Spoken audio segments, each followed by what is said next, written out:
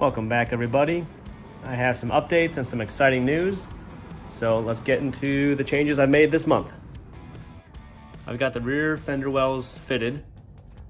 Took a little bit of trimming around some of the arms to clear it.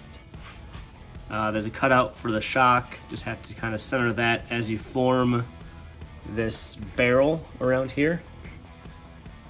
Not a perfect fit. As you can see, there's some gaps up there in the corners that peek through. You're supposed to hold it all together with, 5 or 6 rivets, where you see my clecos holding it together right now.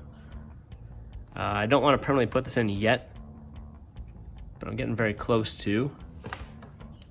And then it kind of clecos under the bottom of the rear bumper also.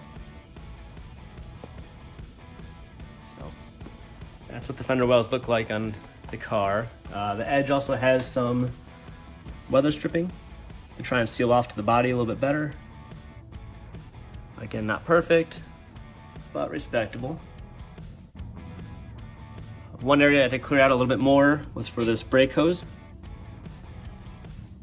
There might have been a better way to run it from back here under this lateral arm here, but the way I have it right now, it goes up and over and curls under. So I might need to cut a little more of this metal away so when the car is lowered and the wheels go up, this doesn't touch the metal. But I also didn't want to run the brake hose too far under here, because then you hit the axle, which is rotating and can also tear up the brake line. So I'll need to see the best place to hide that from any moving parts and sharp edges. The inside of the wheel wells will probably get some kind of rubber coating. I bought some Flex Seal to keep it from being so tinny if the back wheels throw some rocks. But on the engine bay side, I painted it gloss black for the fender wells, just to give it a nice blackout appearance from back here. On the passenger side, I had the exhaust tip chopped and rotated to come down under the rear bumper. I wanted it to kind of be hidden. Factory 5 has you, I'm not sure if different engines have different exits, but a lot of times I've seen guys exit right here with some kind of metal surround. But the way my exhaust tip was made to come out of the bumper was gonna be like right here. And I didn't want to put a big 3-inch, 4-inch hole right in the corner of my bumper. So instead I went with kind of a incognito hidden tip just out the bottom. So the exhaust will still get out. You don't really see the exhaust tip, but it's still functional and it keeps the back kind of clean looking. One issue with where I put the exhaust tip is that there's an O2 bung you can see on the left side of the tip, where normally an O2 sensor goes, the secondary O2 sensor after the cat, which is right here. That's the Subaru OEM cat.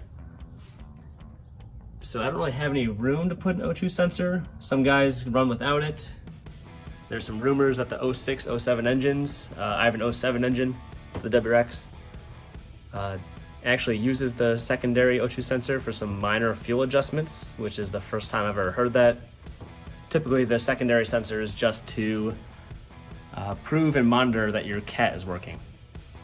So I'm gonna try to run it without it. Might have to get the car tuned to adjust for it. I'm trying to, avoid getting an O2 sensor, a secondary one, put back in there. But if it's needed, it's needed, and I'll figure it out. But for now, I'm gonna run without the secondary O2 sensor. The passenger rear wheel well also came really close to my air filter, so I ended up moving it. The cone, let's see, there's some metal line in there. The cone is kind of squeezed between the wheel well and the side scoop on the car. So it didn't fit before. It was too tight for the cone. So I ended up cutting this silicone elbow and shifting the whole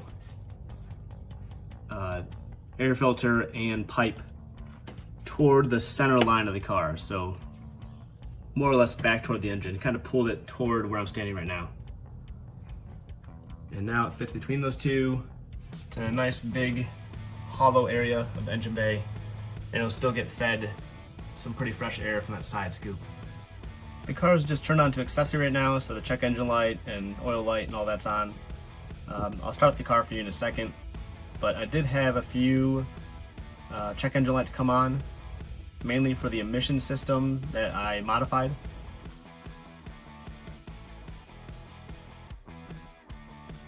So I'm missing a couple electronic solenoids for like the charcoal canister. One was for the rear O2 sensor that I'm not running, and I can't quite remember the other one. There's about 4 that I didn't want on.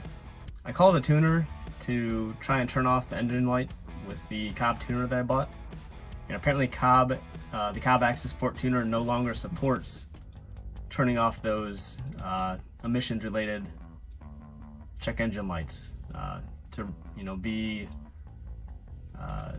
EPA compliant for all of the customers.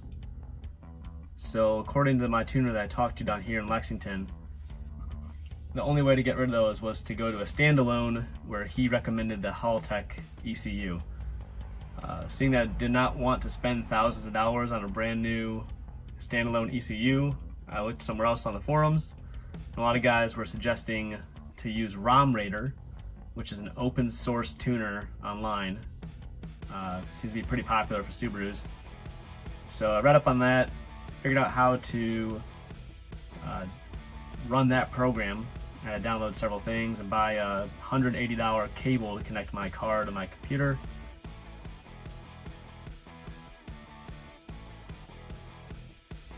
And after playing with that for a little bit, I was able to turn off those 4 select engine codes that I had coming up.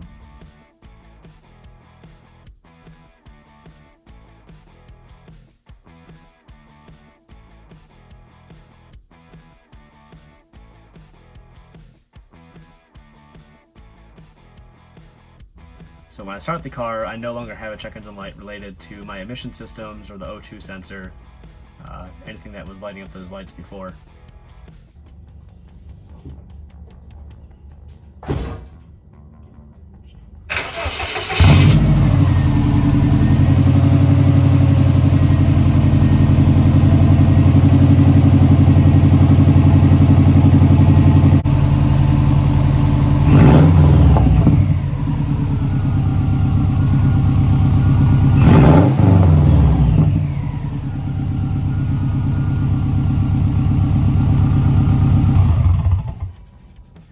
So I thought I could use ROM Raider to turn off the 4 check engine lights, and then put the Cobb on, save that tune that I just modified, and upload something different. But no, Cobb just has their stage 1 tune and it just flashes over everything. So when I tried to put this back on, my check engine lights came back on.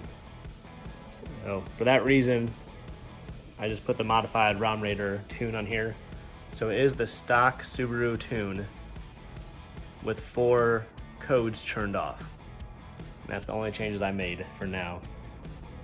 So hopefully I can find a tuner that can adjust everything else I need on ROM Raider, and I will just not use the Cobb Axis port. So with the car running, I still have quite a bit of noise in the cabin. Even though I have the rear firewall and the glass separating me from the engine, it really just comes right around this edge here. So this gap right here goes straight to the engine bay, and a lot of noise is getting through there. So I need to find some kind of seal to put between that aluminum firewall and the 3/4 window right here. So the big news I have for the car is that I had the sheriff come out and do an inspection. It was a pretty easy inspection. He didn't have me show that the brake lights work or anything. He didn't test anything. Just a basic 60-second look at the car, and he said, "You're good." So I applied for a VIN plate. I have to have a state issued VIN plate. And a week later, I got this guy. And I have to install it above or below the striker, or somewhere on the dash, a more traditional spot like on a car, where it's still visible through the glass. So I mounted that on there, had him come out, and he approved it. So now I'm gonna try tomorrow morning to apply it for plates, title, and registration. And there's a very good chance this car will be road legal within the next 2 weeks. There's still a lot of things I want to finish and change and make better, but just being able to get past that street legality issue will be really nice.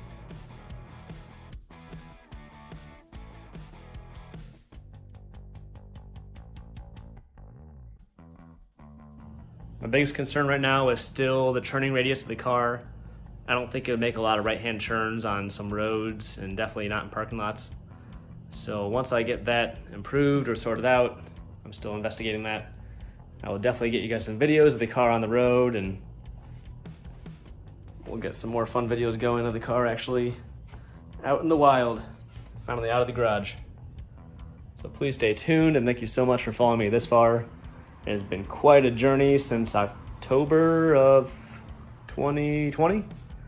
Something like that, a year and a half, 20 months, somewhere in there. Somewhere around there, so. We're almost there, guys. I'm so excited to get this on the road and try it out.